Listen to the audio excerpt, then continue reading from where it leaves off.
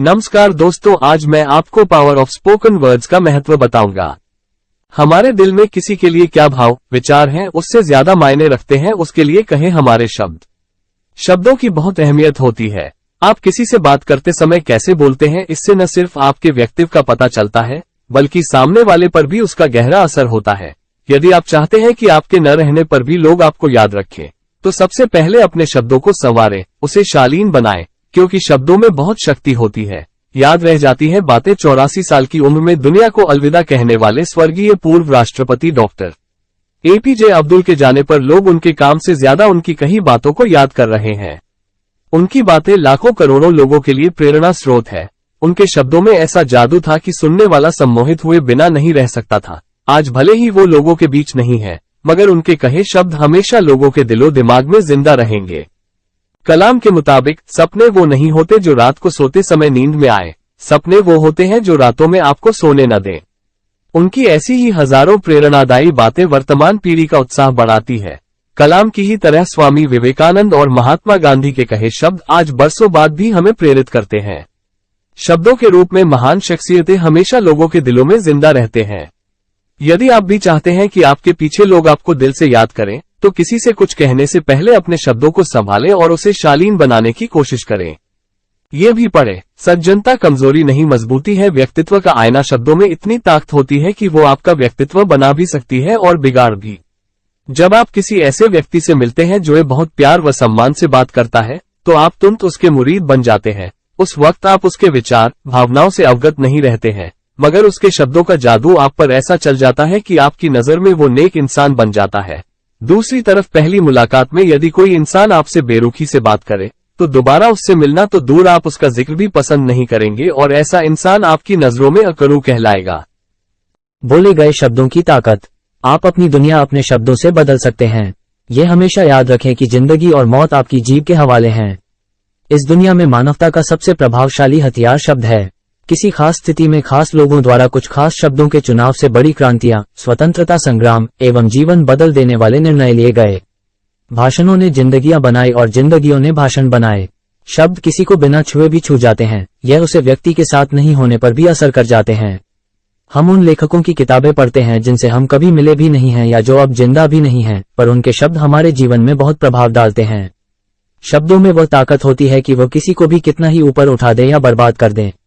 बेशक, शब्द मानवता द्वारा इस्तेमाल किया जाने वाला इस दुनिया का सबसे प्रभावशाली ड्रग है। जब मैं बोले जाने वाले शब्दों के बारे में बात करता हूं, तो मैं दो परिस्थितियों में कहे जाने वाले शब्दों की बात करता हूं। एक तो वो शब्द जो आप दूसरों से कहते हैं और दूसरे वो शब्द जिनका आप स्वयं के लिए इस्तेमाल करते हैं। जब आप किसी से बात कर रहे हैं तो किसी से क्या कहा और कैसे कहा, इस पर अनगिनत किताबें लिखी जा चुकी हैं, पर जब हम स्वयं से बात करते हैं तो कैसे शब्दों का इस्तेमाल कर रहे हैं, इसकी हम अनदेखी कर देते हैं। यहाँ हम दोनों बातों पर अलग अलग चर्चा करेंगे। दूसरों से बात करना। दोस्तों, हमारा लोगों को साथ ले चलने वाला बिजनेस है और हम हमेशा लोगों से बात करते रहते हैं।